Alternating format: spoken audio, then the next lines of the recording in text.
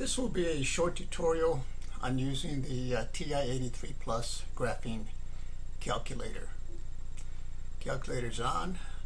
Basically what I'm going to do today is go over some of the main menus and the most important key functions of the calculator. In subsequent videos I'll be going into more detail on how to solve or use the calculator to solve some problems.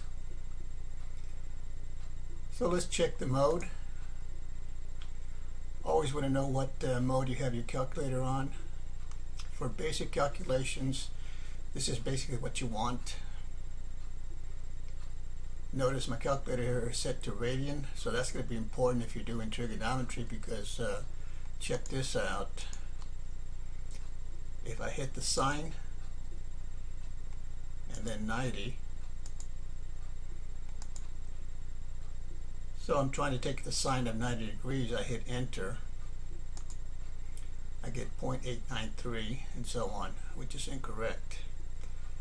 Because since I had the calculator set to radians, the calculator is computing this as the sine of 90 radians instead of the sine of 90 degrees. So I could get the correct answer by doing this, sine 90, and then put degrees here. So let's go to this menu here, this angle menu here. I have to hit the second key to access that menu. First one is degree, so I hit enter. Now you see I have sine of 90 degrees, which should be 1. There you have it. So it's very important that you know what you have your calculator set to. Now if I had this set to degrees rather, I wouldn't have to enter this degree sign. Just enter the 90 and I would have gotten the correct answer. Okay, so anytime you want to get out of a menu, just go second, and then this gives me the quit menu here. There's my delete. This right here is for statistics,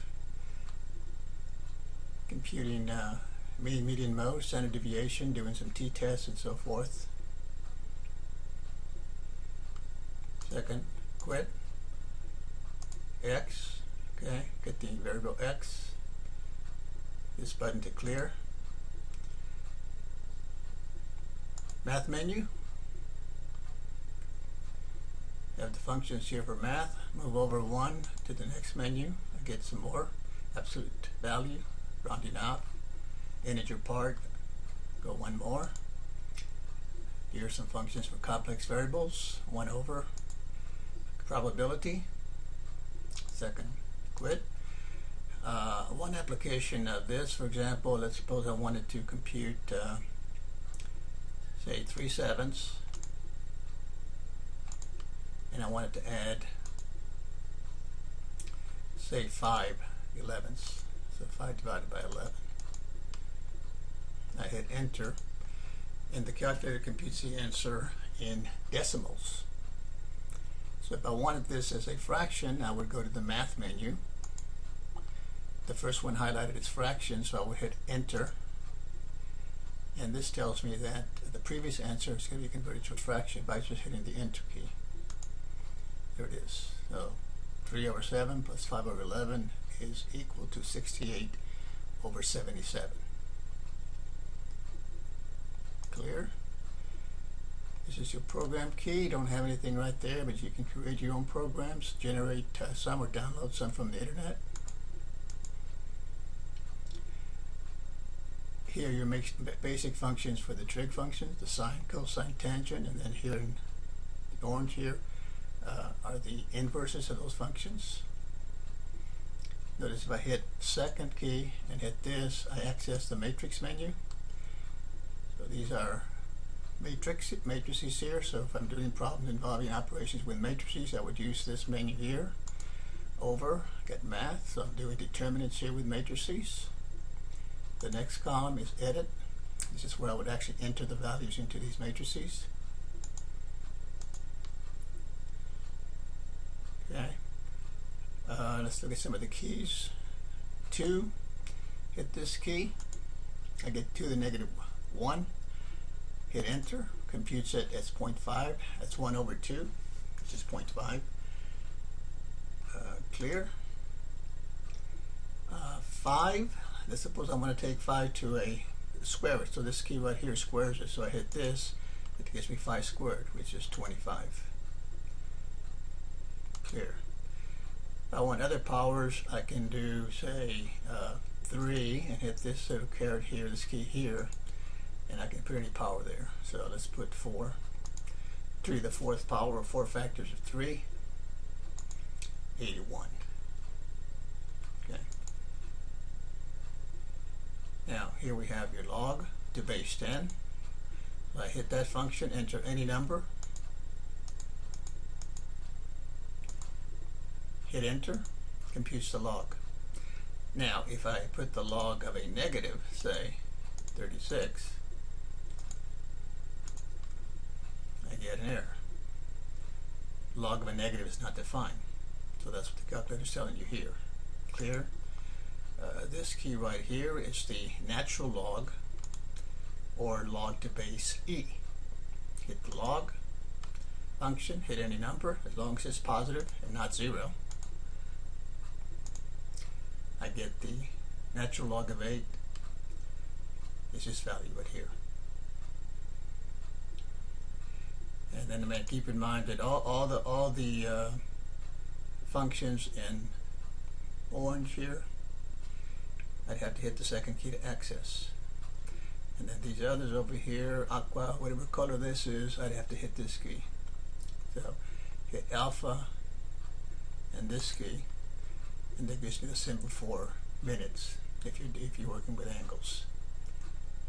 Clear? This function here allows me to store a value in a variable. So let's suppose I took 2, and then I hit this key, store, and pick a variable, let's say x. Hit enter. So that means wherever I type an x, it'll be assumed that the value of the x is 2. So for example, if I were to say type x to the 3rd power plus 5. So what it does is it takes the x to the 3rd power, so I stored the 2 in the x, so this is what it's saying, 2 to the 3rd power plus 5. Okay, this is 8 plus 5 is 13. That's how that works. Okay. Now the other thing I want to point out to you in these symbols, let's suppose I wanted to multiply, say 2 multiplied by minus 5. Okay, I hit enter and I get a syntax error. The reason for that is that there's a difference between this negative here in parentheses and this one here. This one here is for subtraction, and this one is to indicate that the number is negative. So if I want to multiply 2 and a negative 5, I have to use this negative.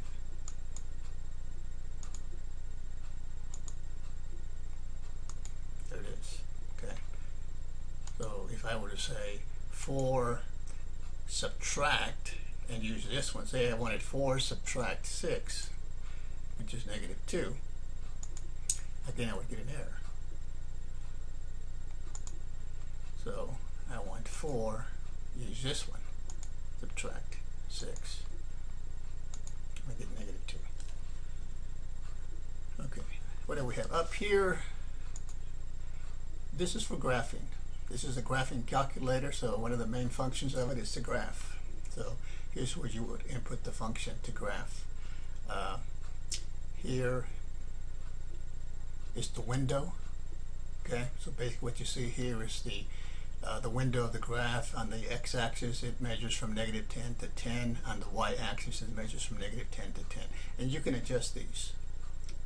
For example, if you're graphing something and the graph doesn't show, it could be that it's out of the range of these values, so you'd have to adjust these.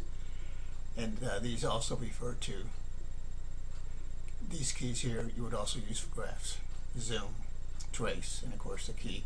Once you enter the function on over here, you hit this key right here to graph. Okay. Now that's pretty much the basic keys and menus.